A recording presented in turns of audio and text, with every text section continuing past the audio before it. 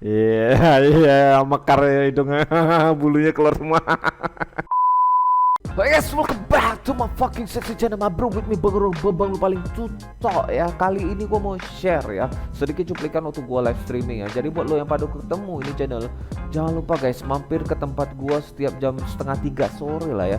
Kita bakal live streaming, bakal cucok-cucok bareng. Sampai kapan? Sampai Anda puas ya. Oke, jadi ini video udah di take, udah live streaming sebelum puasa. Sebelum puasa, jadi ada adegan gua ya minum kopi atau segala macam. Semoga lu pada bisa tahan ya. Soalnya ini udah kemarin-kemarin ya. Oke guys, jadi yang baru ketemu di channel jangan lupa tuh like, share, dan subscribe mah bro, supaya lebih cocok ini channel. Oke, janji ya. Langsung gaskan bro.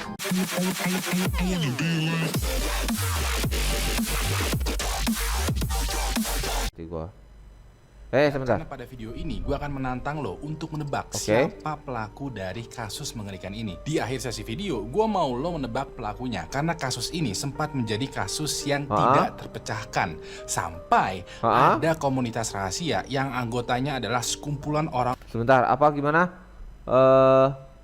Dari mana duit? Iya.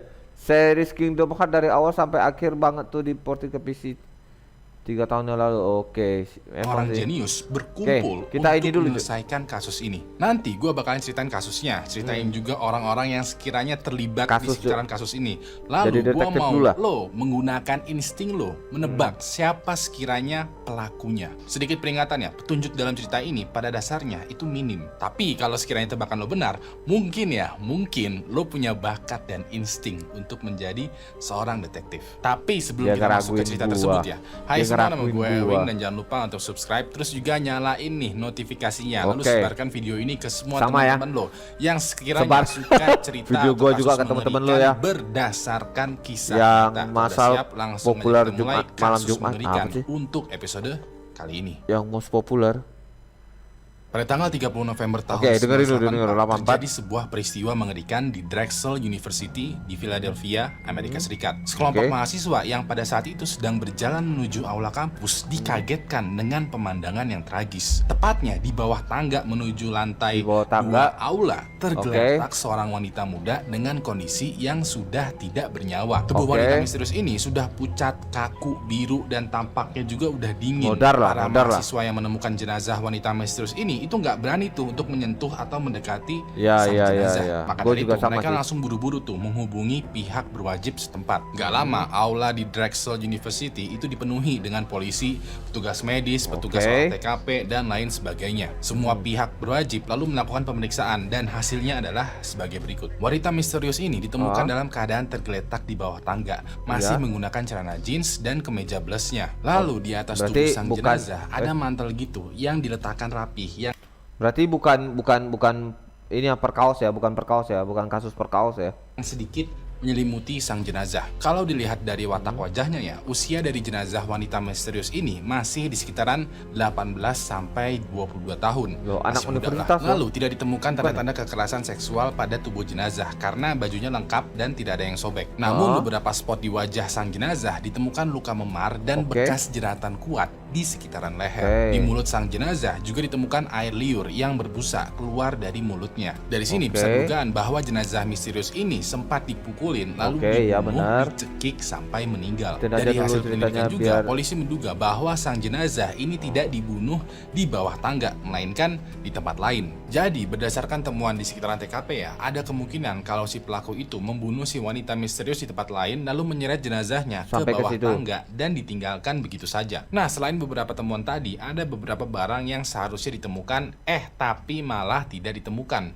Beberapa hal yang diduga hilang ini adalah sepatu, kaos kaki, ransel, dan juga dompet. Karena dompet dan juga ransel dari jenazah wanita misterius ini menghilang, polisi kesulitan nih mengidentifikasi siapa jenazah wanita ini. Ditambah lagi, Drexel University bisa dibilang adalah kampus yang agak terbuka. Maksud dari kampus yang agak terbuka adalah semua orang itu bisa keluar masuk dengan bebas ke lingkungan atau komplek kampus. Karena semua orang bisa keluar masuk dengan bebas, polisi semakin sulit nih mengidentifikasi jenazah wanita misterius ini. Bisa jadi dia adalah seorang mahasiswi siswi, bisa jadi dia staff dari makanya. pihak kampus, temennya temen, pengunjung, atau sekedar orang yang lewat.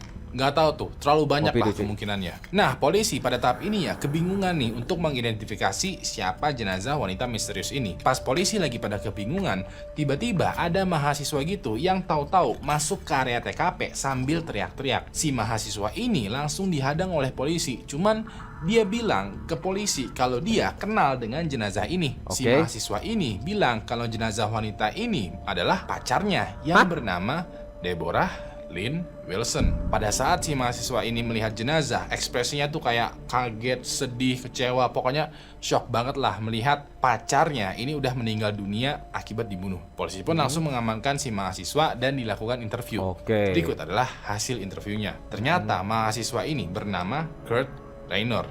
Kurt mengakui bahwa kalau dia adalah pacarnya Deborah. Menurut pengakuan Kurt, di malam sebelum Deborah meninggal dunia, tepatnya pada jam 1:30 pagi buta, mereka berdua lagi ngejain tugas atau project gitu di lab komputer. Mereka berdua lagi begadang di lab komputer karena Deborah itu punya deadline yang mesti diselesaikan pada malam itu juga. Pas jam 1:30 pagi buta, Deborah itu merasa nggak enak dengan Kurt yang udah mulai ngantuk. Deborah menyuruh Kurt untuk pulang ke asramanya, kayak yang udahlah, kamu udah ngantuk, kamu besok ada kelas pagi kan, kamu mendingan tidur aja, aku sendirian di sini nggak apa kok, santai aja. Walaupun begitu ya, Kurt sebagai pacar yang baik kekeh untuk nemenin Deborah. Dia kayak enggak kok, nggak apa-apa, aku masih bisa nemenin kamu walaupun aku ya ngantuk-ngantuk dikit, nggak apa-apa kok. Nah, sedikit tuh terjadi perdebatan antara dua pasangan yang saling menyayangi ini. Cuman pada akhirnya Kurt setuju untuk pulang ke asramanya dan beristirahat. Kurt lalu pamit dengan Deborah dan berjalan keluar dari lab komputer, lalu keluar dari bangunan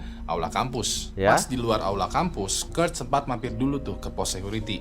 Di sana dia ngobrol singkat dengan salah satu security.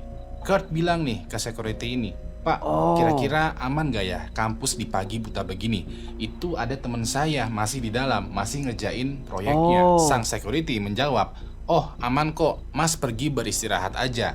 Nanti sesekali saya tengok temannya Mas untuk memastikan bahwa keadaan aman." Ya udah deh, karena Kurt merasa lingkungan kampus ini aman dan Deborah bakalan sesekali ditengokin oleh security, Kurt pada akhirnya pulang ke asramanya, istirahat dan tertidur. Pas paginya, Kurt terbangun. Pas lagi santai-santai baru bangun tidur ya, dia mendengar rumor dari mahasiswa lain yang ada di asrama bahwa ditemukan jenazah wanita misterius di aula kampus. Kurt pada saat mendengar rumor ini kayak kaget gua anjing. Bodo amat lah. Kurt pun lalu siap-siap dan balik lagi tuh ke aula kampus. Pas di depan aula kampus, dia melihat bahwa mobilnya Deborah itu masih parkir di tempat yang sama. Di sini dia berpikiran, apa jangan-jangan Deborah nggak pulang ya?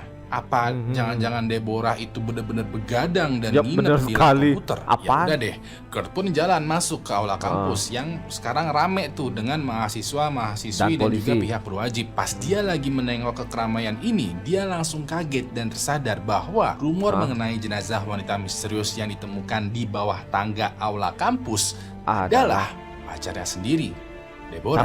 Ya udah deh, di situ dia langsung lari menuju ke area TKP untuk melihat lebih dekat dan pada akhirnya dia diamankan oleh polisi. Nah, polisi yang mendengar seluruh kesaksiannya Kurt ini tidak langsung percaya dengan Kurt. Polisi tidak yakin karena salah satu orang terakhir yang melihat Deborah ketika Deborah masih hidup adalah Kurt. Kurt juga adalah pacarnya Deborah. Sebagaimana yang lo tahu ya, biasanya kalau ada orang yang meninggal karena dibunuh, orang pertama yang dicurigai sebagai pelakunya adalah orang yang memiliki hubungan dekat dengan korban. Ditambah lagi, polisi menemukan bahwa di jari tangan Kurt ini itu ditemukan semacam luka memar dan luka jeratan. Ketika Kurt ditanyain mengenai luka di jari tangannya ini, Kurt bilang bahwa ketika Kurt mengetahui kalau jenazah wanita misteriusnya ini adalah pacarnya, dia tuh memukul tembok. Alhasil, jari tangannya ini menjadi memar. Selain itu, luka jeratan di jari tangannya Kurt ini adalah akibat dia berusaha memperbaiki pintu mobil yang rusak. Polisi yang mendengar seluruh kesaksian Kurt ini, nggak bisa lah. Polisi itu kayak, nggak bisa lah kayak gitu. Boy, lu mencurigakan. Memang masuk akal sih. Cuman seluruh temuannya ini kok kayaknya mengarahkan kalau lo itu adalah pelakunya. Walaupun begitu, polisi tidak langsung menahan Kurt karena Sabar selain guys, tidak ada sabar bukti guys. otentik, alibinya Kurt ini juga cukup kuat karena ada salah satu mahasiswa di asramanya Kurt yang bersaksi bahwa Kurt ini emang benar-benar pulang larut malam. Polisi pun akhirnya melihat angle lain nih dalam proses investigasi. Polisi berkunjung tuh ke lab komputer dan pas sampai di sana, polisi ini curiga. Ini kok lab komputernya bersih banget, bahkan terlalu bersih. Seakan-akan kayak ada orang yang sengaja merapikan lab komputer ini. Seharusnya ya ketika Deborah diserang oleh pelaku, pasti ada tanda-tanda perlawanan dan ada gitu sebagian barang yang berantakan. Tapi ini enggak, ini terlalu rapi. Polisi akhirnya mencari Ini Luffy kurang ajar ini Luffy. Pikirannya ewe aja anjir. Tahu dan akhirnya bertanya ke penanggung jawab lab dan akhirnya ditemukan orang yang membersihkan lab. Orangnya tersebut adalah seorang janitor, petugas kebersihan yang bernama Fulan.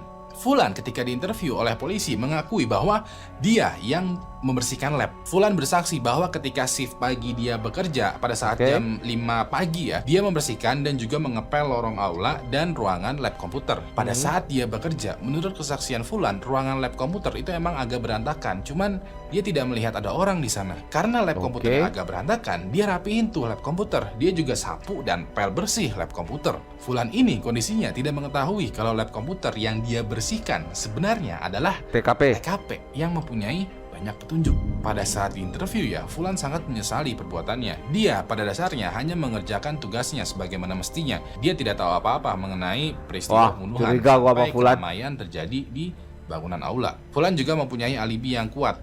Janitor lainnya juga memberikan kesaksian bahwa Fulan pada shift dia bekerja, dia kerja sebagaimana hari-hari biasa. Karena Fulan membersihkan lab komputernya, banyak petunjuk dari si pelaku yang hilang. Otomatis investigasi itu menjadi semakin susah. Walaupun begitu, ketika polisi memeriksa lab komputer dengan sangat detail, ditemukan kabel komputer yang cocok dengan luka yang ada di leher Deborah. Selain itu, polisi juga menemukan bahwa di komputernya Deborah terdapat dokumen yang terakhir dieditnya itu pas jam 1.38 pagi. Besar kemungkinan pada jam 1.38 pagi ini Deborah diserang oleh pelaku. Karena dirasa tidak ada lagi petunjuk yang bisa digali di lab komputer, polisi akhirnya mengarahkan investigasi ke security. Menurut kesaksian Kurt ya, Kurt sempat tuh menitipkan Deborah ke security. Security pada saat itu bilang ke Kurt bahwa dia bakalan sesekali nengokin Deborah. Otomatis security sekarang menjadi calon tersangka karena dia adalah orang yang terakhir kali melihat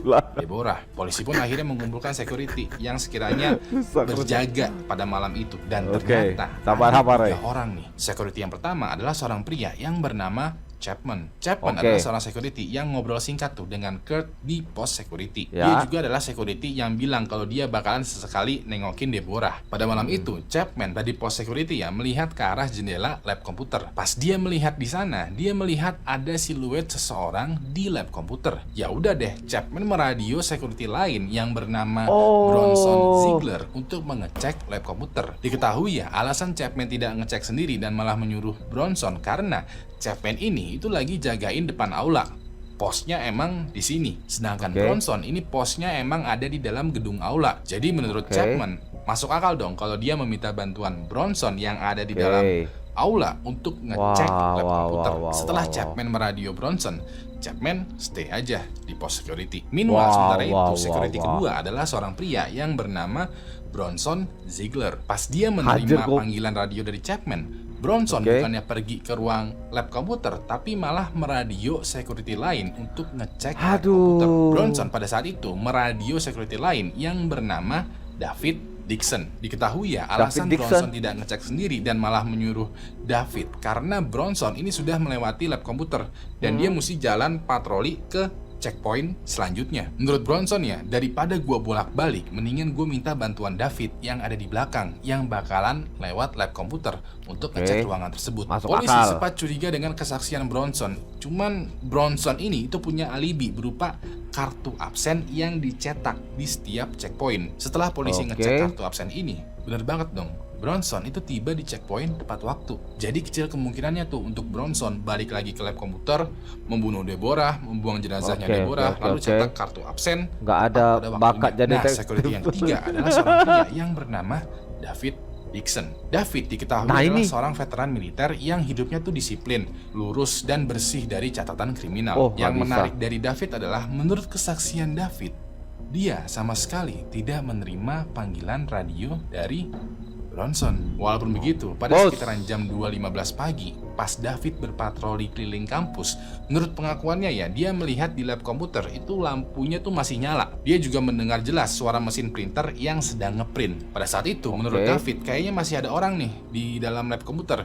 Jadi itu ya udah, David lewatin aja tuh lab komputer tanpa menengok ke dalam lab komputer. Pas David berjalan dan udah sampai di checkpoint ya, David duduk-duduk aja tuh sambil juga teleponan dengan pacarnya. Sekitar jam 4 pagi, David patroli lagi dan melewati lab komputer. Menurut kesaksian David, lab komputernya itu sekarang lampunya itu udah mati, udah sepi, dan sepertinya udah nggak ada orang. Dia coba buka pintu lab komputer dan ternyata pintunya ini udah terkunci. Pada saat itu ya David berpikir, oh mungkin orang yang tadi ada di lab komputer sekarang udah pulang. Ya udah deh, David jalan lagi tuh berpatroli seperti biasa. Polisi yang mendengar kesaksian dari 3 orang security ini kayak merasa gatal gitu, kayak ada aneh nih. Cuman apa ya? Polisi lalu bertanya kepada 3 orang security ini, apakah masing-masing kalian tuh notice nggak dengan keberadaan jenazah Deborah di bawah tangga? Mereka bertiga menjawab, tidak. Security itu pada tidak notice dengan jenazahnya Deborah yang ada di bawah tangga, karena di bawah tangga itu bukanlah jalur patroli mereka. Walaupun polisi mempunyai segudang kecurigaan terhadap ketiga security ini, polisi tidak bisa menangkap 1 atau 3 orang ini sebagai tersangka karena tidak adanya bukti otentik. Polisi pun akhirnya mengalihkan investigasi ke sudut lain. Kebetulan setelah digali lagi, ditemukan tuh 2 orang yang sekiranya mencurigakan. Orang pertama ini adalah seorang senior yang berusia 28 tahun yang bernama Ashlyn Berhart. Ashlyn diketahui mempunyai catatan kriminal di kampus karena dia pernah menyelinap ke belakang ruang sekretaris wanita dan mengancam akan membunuh seorang sekretaris dengan pensil. Kasusnya Ashlyn pada akhirnya diselesaikan dengan cara kekeluargaan. Nah, pada malam Deborah sendirian di lab komputer, satu orang security tadi yang namanya Chapman itu bilang kan kalau dia ngelihat siluet seseorang gitu di lab komputer. Entah kenapa ya, menurut Chapman dia tuh punya feeling kalau siluet yang ada di lab komputer itu adalah siluetnya si Ashlyn. Ya udah deh, polisi pun menginterview Ashlyn dan kurang lebih hasilnya seperti ini. So, pada malam itu, Ashlyn itu juga lagi lembur. Nah, kebetulan ruangannya Ashlyn itu persis di atas ruangan lab komputer. Menurut kesaksian Ashlyn, dia sedang ada di ruangannya bekerja dengan 2 orang temannya. Sayangnya, 2 orang teman kerjanya Ashlyn ini agak sedikit membantah kesaksiannya Ashlyn. Menurut 2 orang teman kerjanya, mereka emang benar, mereka semua itu lagi lemburan. Tapi pas jam 1 malam, Ashlyn entah kenapa keluar dari ruangan. Setelah 3 jam, Ashlyn lalu balik lagi dan mulai lemburan lagi. Ketika polisi menanyakan Ashlyn, dia menjawab bahwa selama 3 jam itu, dia keluar aula kampus mencari udara segar dan sebat-sebat dulu. Ashlyn juga menekankan bahwa dia sama sekali tidak mengenal dengan Deborah. Jadinya dia tidak punya alasan atau motif untuk membunuh Deborah. Dia baru tahu Deborah karena ya kasusnya ini. Walaupun begitu, polisi curiga nih dengan kesaksian Ashlyn karena dia berbohong. Ashlyn juga mempunyai alibi yang lemah. Tapi lagi-lagi polisi tidak bisa menahan Ashlyn sebagai tersangka karena tidak adanya bukti yang kuat. Otentik. Lalu orang kedua yang sekiranya mencurigakan adalah stalkernya Deborah. Setelah menggali kehidupannya Deborah, ternyata diketahui ya kalau Deborah ini mempunyai seorang stalker yang bernama Alan Smith. Alan dan Deborah diketahui dulunya itu berteman dekat. Nah, pada saat mereka dekat, Alan suka dengan Deborah. Tapi Deborah hanya menganggap Alan sebagai teman dekat aja. Karena perasaannya ditolak ya, Alan menjadi kesal dengan Deborah. Nah, 1 hari sebelum Deborah meninggal dunia, beberapa temannya Deborah mengatakan bahwa mereka melihat Alan dan Deborah itu sedang bertengkar hebat di lapangan kampus. Alan diketahui sempat menarik dan mendorong bahunya Deborah sambil juga meneriaki Deborah dengan kata-kata kasar. Alan pun akhirnya diinterview oleh polisi. Hasil interviewnya adalah Alan itu mempunyai alibi yang kuat karena pada malam Deborah dibunuh, Alan itu sedang ada di apartemennya lagi hangout bareng teman-temannya Alan. Bisa dibilang nggak mungkin dong Alan melakukan pembunuhan terhadap Deborah. Pada tahap investigasi ini ya, polisi kebingungan karena ada 7 calon tersangka yang sekiranya mempunyai kesempatan untuk membunuh. Beberapa ada yang punya motif yang kuat, beberapa diantaranya ada yang berbohong, dan beberapanya lagi tuh ada yang mempunyai alibi yang lemah. Sayangnya polisi tidak mempunyai bukti otentik yang kuat untuk menjadikan orang orang-orang ini itu sebagai tersangka. Kasusnya Deborah pun pada akhirnya menjadi kasus yang tidak terpecahkan. Sampai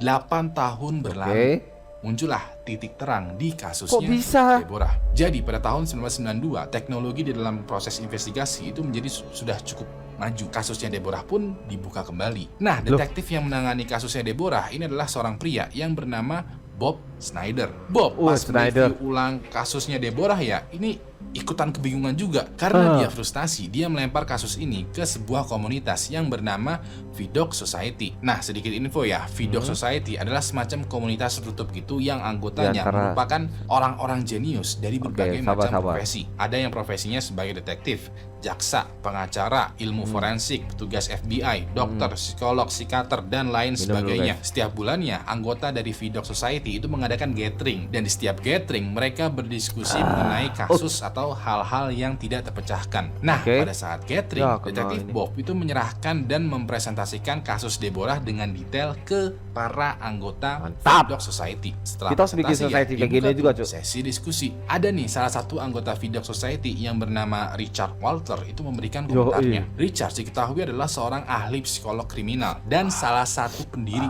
dari Vidocq Society. Richard mengatakan bahwa pelakunya kemungkinan besar adalah orang yang suka mengontrol dan mendominasi Deborah. Selain itu juga, sang pelaku itu mempunyai hasrat terhadap sepatu. Richard berteori bahwa sepatu Deborah yang hilang ini bukanlah sesuatu yang kebetulan, melainkan bukti yang penting yang dihiraukan oleh kebanyakan orang. Terakhir, Richard menambahkan, ini dong apa kayak ini ya? Fetish terhadap sepatu ya? Hah, what the fuck?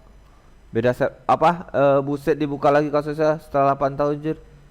Kalau di Konoha kemungkinan sang pelaku itu menyimpan sepatunya Deborah sebagai piala atau kenang-kenangan. Ya udah deh, detektif Bob yang mendapatkan input dari Richard dan juga anggota Vidocq Society kita dengan cari sepatu itu memulai investigasi lagi nih terhadap kasusnya Deborah. Detektif lalu menginterview kembali tuh seluruh saksi dan sekiranya orang-orang yang ada di sekitaran kasusnya Deborah. Pas detektif menginterview penanggung jawab lab, detektif Bob itu langsung tahu siapa pelaku dari kasusnya Deborah ini. Nah, pertanyaannya adalah, sekarang lo tahu nggak siapa pelakunya? Jadi ada 7 calon tersangka Di nomor pertama ada Kurt yang pacarnya Deborah yang di jari tangannya terdapat luka memar. Di nomor kedua ada Fulan yang sebagai janitor yang secara tidak sengaja membersihkan TKP. Di nomor ketiga ada Chapman yang juga seorang security yang menjaga di pos depan. Di nomor keempat ada Bronson yang juga seorang security yang sabar waktu absen di checkpoint. Di nomor kelima ada seorang security lagi yang menuduh Bronson itu berbohong. Di nomor keenam ada Ashlyn yang sama sekali tidak kenal dengan Deborah tapi mempunyai catatan kriminal. Di nomor ketujuh ada Alan yang menstalker Deborah yang 1 hari sebelumnya dia sempat bertengkar dengan Deborah. I know, gue tahu, gue paham banget. Pilihannya ada banyak nih, kok ada 7 kok. Wah, pusing nih ya. Yes, I know. Nah, gue mau nih ya, lo untuk 10 detik ke depan menggunakan insting lo. Gak usah 10 detik lah, sabar. Asal atau analisa siapa sekiranya pelakunya. 10 detik dari sekarang dimulai. Sabar, kita bikin 10 detik jadi setengah jam. Oke, menurut lo siapa guys? Gue sebelum gue kasih jawaban gue ya, sebelum kasih jawaban gue mau tanya lu dulu deh, lu pada dulu deh. Radit gak usah kasih bocoran Radit ya. Buat si Tali, Lutfi, buat siapa? Ya saya juga I know. Alah apa sih? ayo tebak ngap. Sabar. Kalau si Lutfi bilang satpam ya. Satpam yang mana cu? Satpam ada 3. Kencing, anjir kencing. Orang suruh tebak dia kencing anjir. Ya udahlah, gua coba tebak aja ya secara ngasal ya. Kalau menurut gua ya, si pembersih itu deh, pembersih ruangan lab deh, si Fulan ya, Fulan bin Fulan. Kenapa? Karena dia orangnya suka bersih ya. Gue takutnya, menurut aku sih si Dapi nih bangke juga. Fulan, kalau gue bilang sih Fulan. Sobat so. Fulan kayaknya ya. Karena dia punya fetish bersih-bersih ya. Fulan sih menurut gua. Takutnya ada masalah dengan sepatunya si cewek itu loh. Kayaknya gua lah ya, kayaknya gua ya. Menurut gua sih. Kalau lu pada apa ya? Si Luffy juga Fulan ya. Oke. Oke, kita gaskan lah ya, kita gaskan ya. Oke. Bener gak sih? Bener gak sih? Nggak mungkin kebetulan dia ngerapiin. Ya itu juga curiga gua. Bang, kayak pakai iklan dong. Sabar. Nah, kok. Oke. Kalau lu berpikiran bahwa pelakunya lebih dari satu orang, no, it's not. Pelakunya hanya satu orang aja.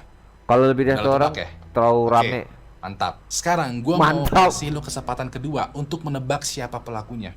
Menurut gua, menebak 1 dari 7 orang itu sangat sulit. Maka dari itu, gua bakalan menghilangkan beberapa calon pelaku supaya Oke. pilihan lo tuh Ya, menjadi sip. Nah, untuk kesempatan kedua ini, Ya. cuman ada 4 pilihan. Oke. Di nomor pertama, ada Kurt yang juga pacarnya Deborah, yang di jari tangannya terdapat luka memar. Di nomor kedua, ada Bronson yang juga seorang security, yang dengan tepat waktu absen di checkpoint. Di nomor ketiga, ada David yang juga seorang security, yang menuduh Bronson tadi itu berbohong. Di nomor keempat ada Alan yang Fulan gak ada. Fulan gak ada, Cuk. Fulan gak ada. Bronson. Siapa tebakan lu ngap? Dixon sih. Entar. Gimana? Kita pakai pacarnya. Kita pakai ngomong ini aja pacarnya. Security ABC sama Alan ini ya. Ya enggak sih? Di sini udah ketebak Bronson. Bronson tuh yang nomor berapa sih? Bentar. David tuh yang ini ya. Bronson menurut lu pada ya? Aduh, Bronson atau siapa ya? Gua curiga sidik ini loh. Dixon ini loh. Fulan absin. Fulan absin. Aduh, masalahnya nama calon pelakunya nggak hafal, Bor. Nggak, lu bilang aja kayak pacarnya. Security 1 yang di depan, security 2 yang absen belakang, security 3 nih yang bilang si inilah, si Dixon nih security 3, yang satu lagi cowok yang stalkernya dia. Gue juga curiga Dixon sih, Cuk. Dixon sih. Karena dia mantan militer loh. Kayak buat ngabisin kayak gitu dia lebih berani gitu ya. Ya enggak? Oke. Kita kasih yang menuduh Dixon Bronson tadi itu berbohong. Di nomor keempat ada Alan yang menstalker Deborah, yang 1 hari sebelumnya dia sempat bertengkar dengan Deborah. Kalau sekiranya tebakan lo masih ada di pilihan ini, mungkin aja tebakan lo itu benar, dan juga insting lo tuh setajam anggota Vidok Society yang jenis itu. Sekarang gua mau kasih waktu sekitaran 10 detik lagi nih untuk menebak. Sekiranya lo tebak nih, siapa pelaku dari kasus pembunuhan. Gua nggak yakin sih kalau cowok ya. 10 detik dari sekarang. Terlalu gampang sih ya. Terlalu gampang kalau cowoknya. Yakin Dixon, bukan ya? Wah, kacau, Radit kasih ini nih masukan di tipis-tipis sih. Masa si Alan? Udah lo tebak siapa pelakunya? Good. Tahan betul ya tebakan lo. Untuk menjawab siapa pelakunya, gue lanjutin lagi nih ceritanya. Jadi pas detektif menginterview penanggung jawab lab komputer, si penanggung jawab bilang bahwa printer di lab komputer selalu mati secara otomatis setiap jam 10 malam. Dari sini detektif Bob itu udah curiga terhadap satu orang. Lalu detektif Bob mengunjungi tempat tinggalnya si pelaku, tapi bukan untuk menghampiri pelaku, melainkan tetangganya si pelaku. Pas detektif Bob menginterview beberapa tetangganya pelaku, hasilnya adalah 4 dari tetangganya pelaku yang semuanya adalah wanita itu bersaksi bahwa mereka selalu aja kehilangan sepatunya mereka. Sepatu berwarna putih lebih tepatnya. Di antaranya mereka bahkan pernah kemalingan, tapi yang hilang bukanlah barang berharga, melainkan sepatu berwarna putih dan kaos kaki kotor. Detektif Bob juga menggali lagi nih sejarah dari si pelaku, dan ternyata saat masih bertugas menjadi militer. Ah, Si kan? pelaku sempat bermasalah dengan beberapa anggota militer lainnya. Si pelaku bermasalah dengan beberapa anggota militer Mantap, Dapi karena the best. si pelaku ketahuan mencuri sepatu putih milik anggota lain. Dari sini udah ketahuan ya, pelaku dari kasus pembunuhannya Deborah adalah David Dixon, sang security. Singkat cerita ya, detektif Bob bersama anggota Mantap. polisi lainnya langsung menggeledah tempat tinggal David. Di tempat tinggalnya David ditemukan tuh 20 pasang sepatu kets berwarna putih, semuanya terbungkus dan tersusun rapih. Di What the antara fuck? sepatu-sepatu ini ada sepatunya Deborah. Selain itu juga detektif Bob juga menemukan koleksi video-video milik David yang isinya tuh adalah wanita sedang berjalan atau berolahraga menggunakan sepatu putih. Setelah diusut kembali ya, David itu mengalami kelainan seksual di mana dia itu mempunyai hasrat terhadap wanita yang menggunakan sepatu putih. Saat detektif Bob dan juga kepolisian menangkap David masih aja tuh tidak mengakui bahwa dia adalah pelaku dari kasus pembunuhan Deborah. Walaupun begitu, pada saat di penjara, David itu mulai berbicara dengan teman satu selnya. Pas itu David curhat dengan bangganya, dia bercerita bahwa dia membunuh Deborah hanya untuk mengambil sepatu putihnya Deborah. Teman satu selnya Ini manusia apa bukan sih anjir? Dapi detektif. Woi, Dapi detektif. Bekar tuh lubang hidungnya. Wek. Wow, ini Dapi. cepu lalu melaporkan kepada petugas. Dari sini, selain mempunyai bukti yang kuat, pengadilan juga mendapatkan kesaksian dan juga pengakuan langsung dari David. Singkat cerita, David pun diadili dan mendapatkan hukuman penjara untuk seumur hidup. Nggak ada yang tahu persis tuh Gila bagaimana ya. David membunuh Deborah. Cuman kalau boleh ditebak-tebak ya, David memang benar mendapat panggilan radio dari Bronson. Walaupun begitu, David berbohong dan memfitnah Bronson atau pura-pura nggak denger. Pas mendapat panggilannya, David pergi tuh jalan ke lab komputer dan melihat Deborah lagi sendirian di lab komputer sambil juga menggunakan sepatu putih. Dari sini, David berinisiatif membunuh Deborah cuman gara-gara sepatu putih aja. Nah, ngomong-ngomong soal tebakan nih, Ada ya manusia kayak gitu ya, cok. Demi ini aja ya. Mulai sekarang guys ya. Mulai sekarang yang nonton live ini, lu tahu sudah kan? Dapi, kita panggil detektif Dapi ya. Gila, detektif Dapi ini bisa ya. Ngalahin detektif Conan anjing. Iya, mekar ya hidungnya. Bulunya keluar semua. bagaimana dengan tebakan lo? Apakah tepat atau malah meleset? Boleh. Tulis pendapat lo di kolom Boleh. The best. Gila kali. Jago deh. Yang gua jago bukan siapa, Dapi anjir, jago banget Dapi anjir. Gila. Pasti bangga, Pi. Bapakmu di alam sana.